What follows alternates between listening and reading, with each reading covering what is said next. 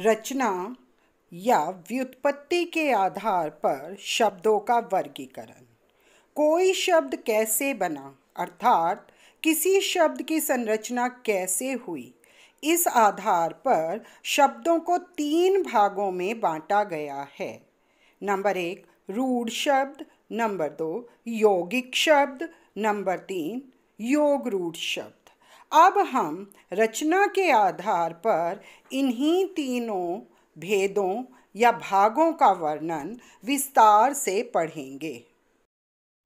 रचना के आधार पर शब्दों के वर्गीकरण का पहला भेद रूढ़ शब्द। जो शब्द परंपरागत रूप से किसी विशेष अर्थ के लिए रूढ़ अर्थात प्रसिद्ध हो गए हैं और जिनके टुकड़े करने पर उन टुकड़ों का कोई अर्थ न निकले, उन्हें रूढ़ शब्द कहते हैं। अर्थात उन शब्दों का केवल एक ही अर्थ होता है और टुकड़े करने पर उनका कोई अर्थ नहीं निकलता, जैसे रात, समय, हाथ आदि। वास्तव में ये मूल शब्द होते हैं, अर्थात इनकी रचना किसी अन्य शब्द के योग से नहीं होती। यौगिक शब्द वे शब्द जो 2 या अधिक शब्दों या शब्दांशों के योग से बनते हैं और जिनके टुकड़े करने पर भी टुकड़ों का कोई अर्थ निकलता है, यौगिक शब्द कहलाते हैं। जैसे देशभक्ति, देश जमा भक्ति, इसमें देश शब्द का भी अर्थ है और भक्ति शब्द का भी अर्थ है और देशभक्ति मिलकर भी अर्थ प्रकट करता है। उसी प्रकार दूतावास, दूत जमा आवास। सभी शब्द 2 शब्दों या शब्दांशों के योग से बने हैं।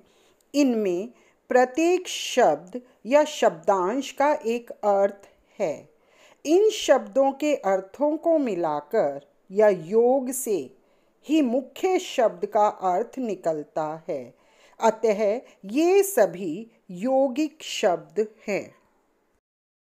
योग रूढ़ शब्द जो शब्द यौगिक होते हुए भी, ध्यान रखिए, यौगिक होते हुए भी अपने मूल अर्थ से भिन्न किसी विशेष अर्थ के लिए रूढ़ हो जाते हैं, यानी उनका मूल अर्थ नहीं निकलता, वो किसी तीसरे अर्थ के लिए रूढ़ हो चुके हैं, उन्हें योग रूढ़ शब्द कहते हैं।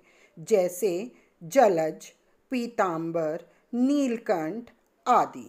देखिए, जलज, जल जमा ज यानी जल में उत्पन्न होने वाले। तो जल में उत्पन्न होने वाली मछली, मगरमच्छ सबके लिए जलज प्रयोग होना चाहिए, किंतु जलज शब्द इन सब में कमल के लिए रूढ़ हो चुका है, इसलिए जलज शब्द योग रूढ़ शब्द होगा, यौगिक नहीं। उसी प्रकार पीतांबर, पीत जमा अंबर, यौगिक शब्द है, पीला कपड़ा, लेकिन पीतांबर शब्द कृष्ण या विष्णु के लिए रूढ़ हो चुका है, इसलिए ये शब्द यौगिक ना होकर योग रूढ़ कहलाएगा। अगला उदाहरण देखिए, नीलकंठ, नीला कंठ।